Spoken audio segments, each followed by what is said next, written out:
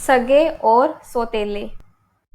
राजेंद्र जी एक सरकारी स्कूल में अध्यापक थे और उनकी पत्नी एक हाउसवाइफ थी और उन्होंने अपने इकलौते बेटे को पढ़ा लिखाकर बड़ा इंजीनियर बना दिया और उसकी नौकरी विदेश में लग गई। रिटायरमेंट के बाद राजेंद्र जी अपनी पत्नी के साथ अपने घर में रहा करते थे। सुनिए जी, अब आप रिटायर्ड हो गई हैं और आपकी तबीयत भी ठीक नहीं रहती, तो क्यों ना हम अपने बेटे तरुण से कहें कि वो यहीं पे इंडिया आकर ही बस जाए। हाँ, तुम्हारी बात तो ठीक है, पर वहाँ तरुण अमेरिका में अपनी पत्नी के साथ खुश है और उसकी नौकरी भी वहाँ पर अच्छी चल रही है, इसलिए वो अमेरिका आने के लिए तैयार नहीं है। मैंने उससे बात की थी। तो अब बुढ़ापे में हम क्या करेंगे? मुझसे भी अब घर का काम नहीं होता और आपकी तबीयत तो अब बार बार खराब रहने लगी है। तुम्हारी बात तो ठीक है, लगता है अब हमें ही कुछ करना पड़ेगा। क्यों ना हम घर में किसी को रख लें जो कि हमारी मदद भी कर देगा और बदले में हम उसको खाने पीने को और अच्छा रहने को दे देंगे। लेकिन आजकल जमाना बहुत खराब है। आपने सुना नहीं, कई बार ऐसे लोग बड़े बुजुर्गों की मजबूरी का फायदा उठाकर सारा घर लूट कर भाग जाते हैं। लेकिन अब हमें किसी पर तो भरोसा करना पड़ेगा ही। एक मेरे स्कूल में टीचर थे, उन्होंने बताया था कि उनके माली है, उनका एक बेटा है, 20 साल का ही है। बता रहे थे कि बहुत ईमानदार लोग हैं, क्यों ना हम उनके बेटे को रख लेते हैं हमारे पास। अगर आपको भरोसा है तो ऐसा करने में कोई बुराई नहीं है, पर डर लगता है बस कि कहीं कुछ गलत ना हो जाए। राजेंद्र जी ने अपने दोस्त से बात कर कर उनके माली के बेटे को अपने पास रख लिया, जिसका नाम कमल था। कमल बहुत ही ईमानदार लड़का था और वो राजेंद्र जी और उनकी पत्नी की भी खूब मदद किया करता था। जब कभी भी राजेंद्र जी की तबीयत खराब हो जाती, तब कमल उनको हॉस्पिटल लेकर जाया करता था और घर के भी छोटे मोटे कामों में कमल राजेंद्र जी की मदद किया करता था। एक दिन अचानक राजेंद्र जी की तबीयत बहुत ज्यादा खराब हो गई। कमल, देख तो इन्हें क्या हुआ है।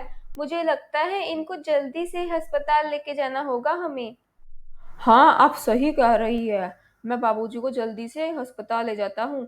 मैं गाड़ी निकालता हूँ जल्दी से। आप चिंता मत कीजिए, सब ठीक हो जाएगा। ठीक है, मैं तरुण को फोन करती हूँ। जब तक उससे कहूंगी कि तेरे पापा की तबीयत बहुत ज्यादा खराब है, तो जल्दी से इंडिया आ जा।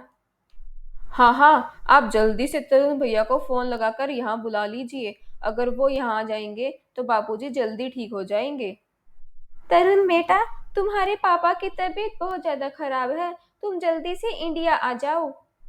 माँ, मैं ऐसे इंडिया नहीं आ सकता। आप जानती है ना, मैं ऐसे अचानक से टिकट बुक करवाऊंगा तो मुझे कितनी महंगी पड़ेगी टिकट। और ऑफिस में भी मेरा एक इम्पोर्टेंट प्रोजेक्ट चल रहा है, मैं उसको छोड़कर अभी इंडिया नहीं आ सकता। आप किसी तरह एडजस्ट कर लीजिए। ये तुम कैसे बात कर रहे हो बेटा? तुम हमारे इकलौते बेटे हो। अगर तुम ही अपने पापा के लिए नहीं आओगे तो कैसे काम चलेगा?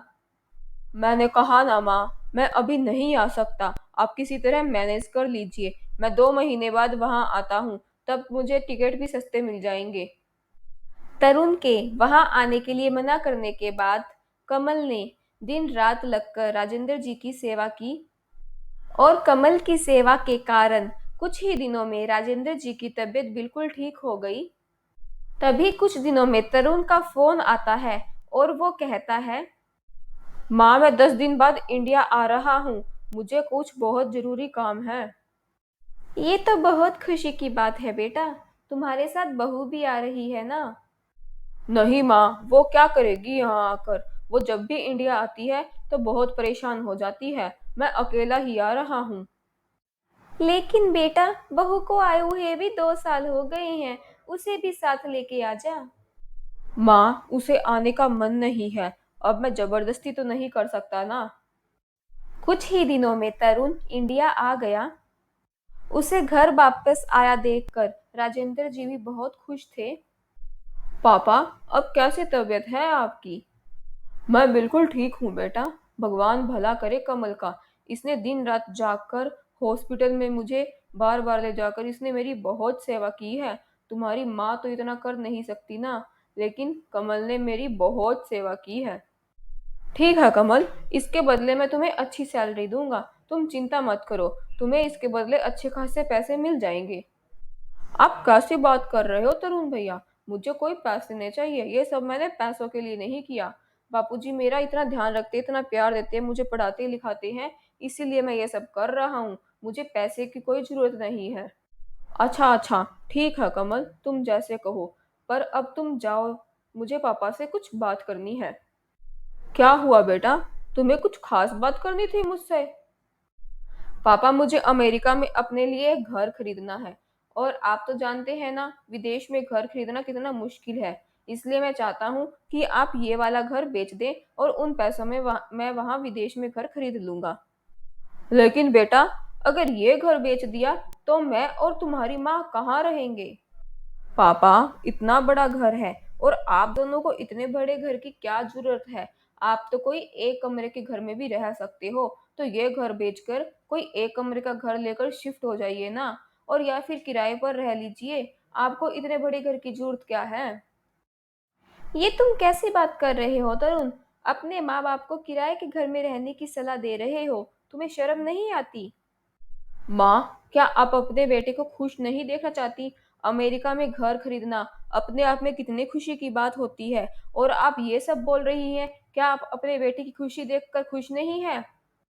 तुम्हें पता भी है, जब तुम्हारे पापा जिंदगी और मौत से लड़ रहे थे, तब मैंने तुम्हें बुलाया भी था, लेकिन तुमने तो एक फोन कर कर भी नहीं पूछा।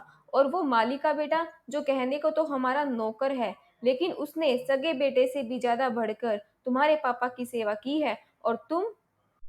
माँ, पर एक नौकर के लिए आप मुझे उल्टा सीधा कह रही है और मुझे डांट रही है। ऐसा क्या लगाव हो गया है उस नौकर से? तरुण, वो नौकर नहीं है, सही मायने में वही हमारा बेटा है।